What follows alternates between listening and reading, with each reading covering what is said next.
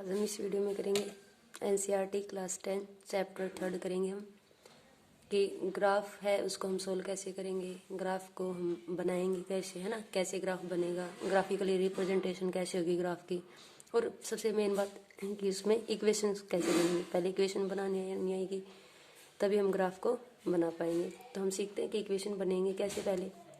ठीक है, तो देखिए हमारा फर्स्ट क्वेश्चन है एनसीईआरटी से। आप क्वेश्चन में देखिएगा गिवन है, Aftab tell his daughter 7 years ago I was 7 times as old as you are. Aftab कहता है अपनी बेटी को कि 7 साल पहले मैं तुम्हारी एज का 7 गुना हूँ, है ना। अगर मान लो आफ्ताब अभी जितना भी होगी ना आफ्ताब की एज अभी, तो बेटी क्या की एज का वो 7 times होगा। अगर हम मान लें आफ्ताब की एज एक्स है, बेटी की वाई है, तो 7 साल पहले जाना पड़ेगा हमें, है ना। यानी पहले 7 कम करना पड़ेगा, और फिर 7 गुना भी है। कौन गुना है? फादर है ना, वो अपनी बेटी के 7 गुना है। फिर आगे कहता है आल्सो 3 years फ्रॉम नाउ, और अब से 3 साल बाद I shall be 3 times as old as you will be. फिर कहता है अब से 3 साल बाद मैं अपनी बेटी के इसका 3 times हो जाऊंगा। तो हमें इस सिचुएशन को ग्राफिकली रिप्रेजेंट करके दिखाना है। ठीक है, देखिए अब बोला था क्वेश्चन में हमने पहले तो क्या है, जो भी हमें डाटा गिवन है उसको एक्स वाई में हम मान के चलेंगे, सपोज करके चलेंगे। तो मैंने माना let age of daughter, age of daughter हमने मान लिया, जो एज है ना डॉटर की वो हमने एक्स ईयर है। ठीक है, और एज फादर्स एज, या आप लिख सकते हैं आफ्ताब की एज लिख दे, वो हमने मान लिया वाई ईयर्स है।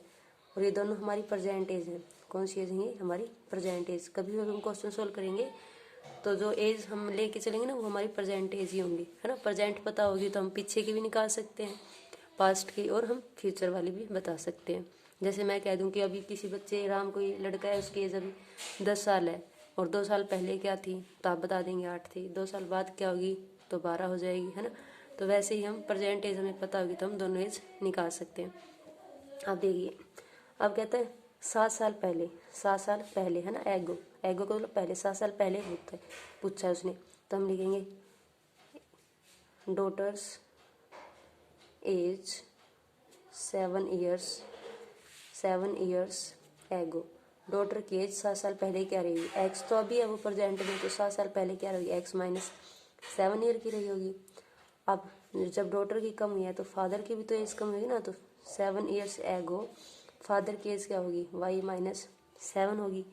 अब हम क्या अकॉर्डिंग टू सिचुएशन चले, तो क्वेश्चन में बोला था कि जो फादर है ना, फादर यानी आफ्ताब की जो एज है वो अपनी डॉटर की एज का 7 times है। अब आप खुद सोचिए, 7 times आफ्ताब है डॉटर की एज का, तो आफ्ताब, बच्चे सोचते हैं कि आफ्ताब वाली एज है ना वो 7 times है। आफ्ताब की एज 7 times तो है, बट अपनी डॉटर से है ना। अगर हम 7 की मल्टीप्लाई आफ्ताब की एज से करवाएंगे तो आफ्ताब की एज तो और ज़्यादा हो जाएगी, है ना। हम इक्वल कब लगा सकते हैं? जब हमारी दोनों साइड क्या हो, राइट और लेफ्ट साइड दोनों इक्वल हो, तभी हम इक्वल साइन लगा सकते हैं ना क्वेश्चन में। तो जो हमारा 7 times है, हम जब डॉटर की एज की 7 से मल्टीप्लाई करवाएंगे ना तभी तो इक्वल कर सकते हैं हम इक्वेशंस को, अदरवाइज तो इक्वेशन इक्वल हो ही नहीं सकती। ठीक है, तो अब हमने आफ्ताब की एज हमारी क्या थी? Y minus 7 year. डॉटर की एज क्या थी? X minus 7 year. अब हम यहाँ से सोल्व करते हैं, वाई माइनस 7 की अंदर हम ब्रैकेट के अंदर मल्टीप्लाई होगी 7x, फिर 7 की 7 से 49।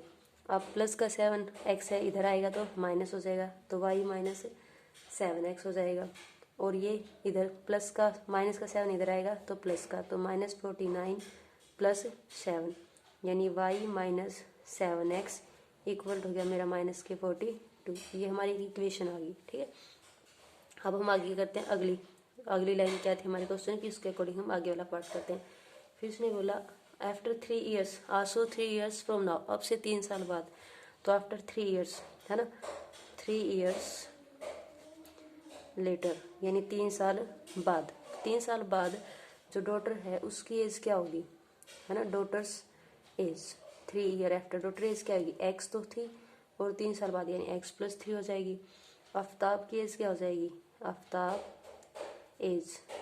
की एज क्या हो जाएगी? वाई प्लस 3 हो जाएगी। अब क्वेश्चन में उसने बोला कि मैं अपनी बेटी का 3 times हो जाता हूँ, है ना। यही बोला था कि 3 times हो जाता हूँ। आफ्ताब की एज हमारी y+3। अब वो अपनी बेटी यानी डॉटर की हमारी x+3 और इसकी एज का क्या है 3 टाइम्स, तो 3 से हम मल्टीप्लाई कर देंगे जैसे हमने ऊपर से किया था 7 से। बस अब इसको भी सोल्व करेंगे। y+3 इक्वल टू 3 और x की मल्टीप्लाई 3x प्लस 3 और 3 की मल्टीप्लाई 3 3 ज़ा 9 प्लस का 3x इधर आएगा तो हमारा हो जाएगा माइनस, तो y minus 3x equal to और प्लस के 3 इधर जाएंगे तो माइनस हो जाएंगे, तो ये हो गया हमारा y माइनस 3x और 9 में से 3 गया 6। ये है कि हमारे पास इक्वेशन 2।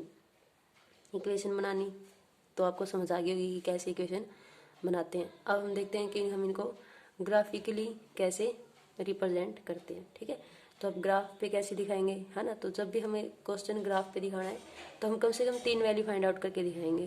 ठीक है, कम से कम 3 वैल्यू। देखिए, जब हम इक्वेशन फर्स्ट को उठा के पहले मैं सोल्व करके दिखाती हूँ आप लोगों को। तो हमारी इक्वेशन थी फर्स्ट, वो थी हमारे पास y minus 7x equal to minus 42। ठीक है, अब मैंने इसको थोड़ा सा इजी कर लिया तो इसको मैंने सोल्व किया। माइनस का 7 मैं उधर लेके जाऊँ तो हो जाएगा मेरा प्लस के 7x, है ना। इसको और इजी करना है तो हम 7x प्लस है उसको आगे ले आते हैं और 42 को हम पीछे ले जाते हैं। अभी हमारी एक इक्वेशन बन गई। ठीक है, अब इस इक्वेशन में देखिए, अब मैं अगर पुट करूँ x की वैल्यू, अगर मैंने 6 रख दी, आपको x की वैसे तो आप कुछ भी वैल्यू ले सकते हैं, बट हमें ग्राफ, है ना, शॉर्ट बनाना होता है ताकि वो इजीली समझ में आ सके, है ना, ज़्यादा लेंथी ना हो और हम उसको आसानी से रिप्रेजेंट कर सकें। तो इसलिए हमें ऐसी वैल्यू रखनी चाहिए जो हमें छोटी आए, ग्राफ हम आसानी से बना पाएँ, ऐसी वैल्यू हम सोच के रखेंगे। रखने को तो वैसे कुछ भी रख सकते हैं, है ना, लेकिन थोड़ा माइंड से सोच के रखना, ये नहीं कि कुछ भी रख दिया और वो ग्राफ है वो पेपर पे ही ना आए। तो हमने x इक्वल टू 6 लिया, तो यहाँ से हमने रखा 7 मल्टीप्लाई 6 माइनस 42, 7 6 ज़ा 42 माइनस 42, तो हमारे पास y आ गया 0, है ना। जब मैंने x को क्या लिया 6, तो मेरे पास y इक्वल टू क्या आ गया 0 आ गया। अब मैं पुट कर दूँ x इक्वल टू 5, मैंने x को रख दिया 5, तो ये आ जाएगा y इंटू 7 मल्टीप्लाई 5 माइनस 42 यानी 35 माइनस 42।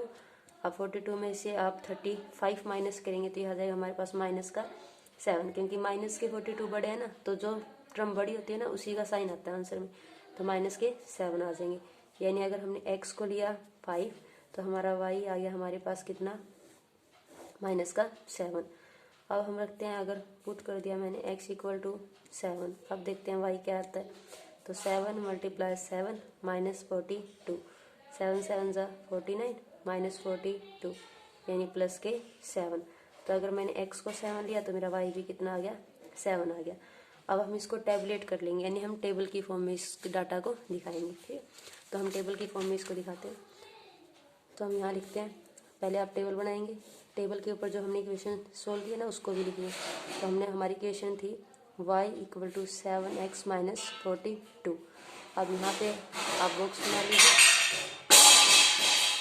यहाँ x हो गया और ये y। अब हम देखिए x हमने 6 लिया था तो हमारा y का रिजल्ट आया 0, फिर हमने x को 5 लिया तो हमारा y का रिजल्ट आया माइनस का 7, फिर मैंने x को 7 लिया तो मेरा रिजल्ट भी आया था 7, ऐसे दिखा दिया।